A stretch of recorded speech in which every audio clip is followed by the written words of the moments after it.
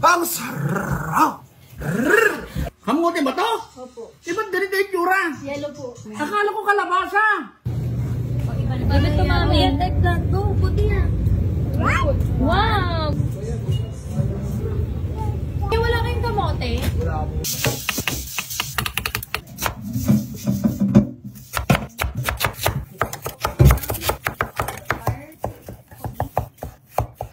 Vivis, let's go, let's start. So, ito po ay Pakbet Ilocano. At ang Pakbet Ilocano po, ang iniba niya is, hindi po kami naggigisa. Kami po ay dire-diretso na lahat ng sahog.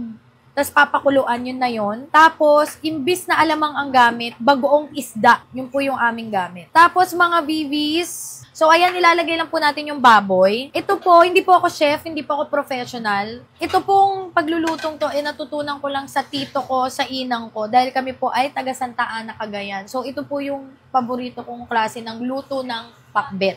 Tapos, kamatis, and then, sibuyas, bawang, konting luya, kamote. So, guys, marami ako maglagay ng kamote dahil ito po yung nagpapatamis sa pakbet pag marami kang kamote.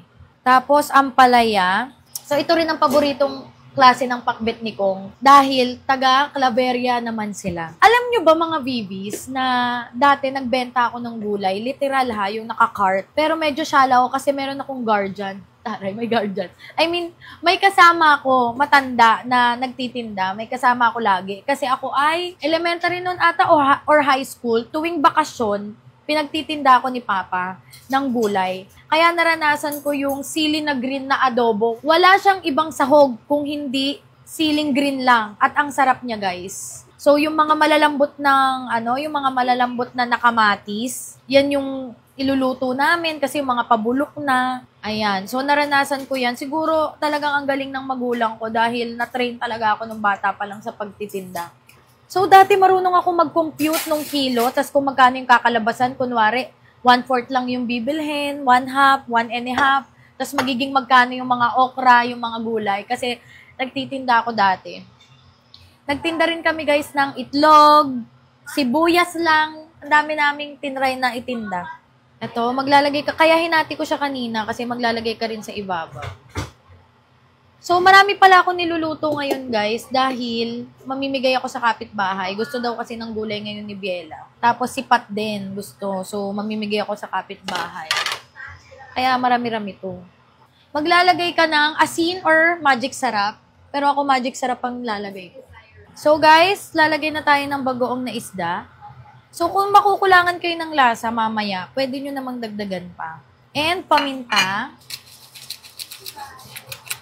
So, guys, lalagyan ko siya konting tubig. Ayoko ng masyadong masabaw na pakbet. Gusto ko yung magpapahirapan kayong, magpapaunahan kayo kumuha ng sabaw. So, mga Vivis, nakalimutan ko siya lagyan ng konting mantika. Naglalagay din ako ng konting mantika. So, mga Vivis, tatakpan na natin siya. Ay, hindi pa sakto. Guys, magpasensyahan nyo na mali po yung nahugasan ni Mama Akar. Pero ayan lang siya, papakuluan lang natin siya. So, ayan, papakuluan mo lang siya and then, yun na yun, tapos na. So, ayan na siya, guys. Hintay lang natin siya maluto and then, babalikan ko kayo. Bye! Lab! Tingnan mo yung luto ko. Kumain ka sa labas? Tingnan mo yung niluto ko. Pakbet Ilocano. Ganun yun ang pagluluto ng Pakbet Ilocano. Wala sabaw yan? Meron yan, ang laki niyan eh. Luto na? Hindi pa. Tapos yung baboy nandito sa baba. Wala pa.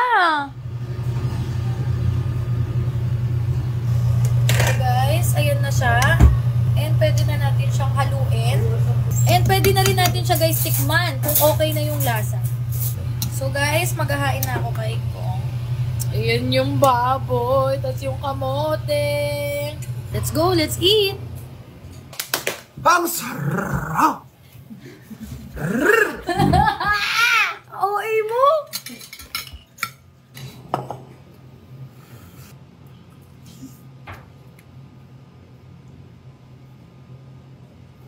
Masarap ba hindi? Hindi ka nagsasalita. Ano, masarap ba? Kaya mo muna kainin ko kasi lahat. Kuha ko ba yung Pakbet Ilocano? Sarap. Ba't 8? Kulang pa sa konting alat. Ito, oh? Hindi ko siya maalat eh. Sakto na yung lasa. Pero sa mga normal na sa mga normal na tao, Sa akin it's ayoko. just that mahilig ako sa mas maalat. Ako naman, Pero sakto lang, tama. ito na yung pinakasaktong-saktong lasang gusto ko. Sa pakbet. Ay, hindi, sakto lang. Sabawan mo kasi. Sakto lang yung alat niya. Ang sarap no, yung lasang-lasa mo yung mga gulay. So guys, since kumakain ako, sarap na sarap pa ako, ibibigay ko muna to kay Pat, and then mamaya ibibigyan ko si Bian. Go, kayo na mag-abot. Oh, that's my paborito! Peanut butter! Kasi pa si hair niya, oh. 1, 2, 3. Ang harap. Itim. Thank you, babies. Kasi pagka humingi ako sa kanila Alam mo, kulang? Ano? Kanin. Kanin. So yan naman guys, para kay Bian. Sus Maria Josep, pakbet, ang sarap nito. Ito ang hinahanap ko. Eksakto.